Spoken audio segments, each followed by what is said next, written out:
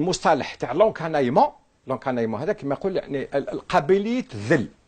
هذاك بالنبي يتكلم على قابليه الاستعمار. في وقت الاستعمار مع اجنبي العلاقه تكون مع واحد محلي واحد اجنبي. اما لونكانايمون هذا الذل، قابليه الذل بينك وبين خوك، بين جزائري وجزائري.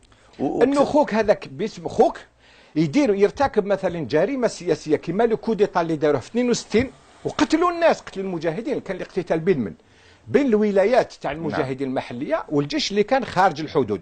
هذوك عندهم مجهزين، تغلبوا عليهم عسكريا وقتلوا بعضهم بعض.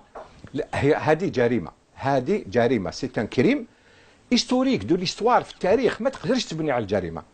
معليش الشعب قبلها ما قلنا باللي عدم وجود الوعي الكافي، ومن بعد مع الوقت لانه كي يجيك حاكم ويجيك هو بطريق يعني العنف ولا الانقلاب ولا التحيل، التلاعب بالدساتير، واش يدير؟ يحوس كيفاش يفسد الوعي السياسي تاع شعبه. الا ما عندوش وعي سياسي يكمل عليه، الا جاي يحوس على فكر سياسي يعطيه فكر سياسي مزيف. يقول لك الثوره وحنا العالم الثالث تقدميه النظام العالمي الجديد، يدخلك في واحد الخطابات اللي ما عندهاش معنى.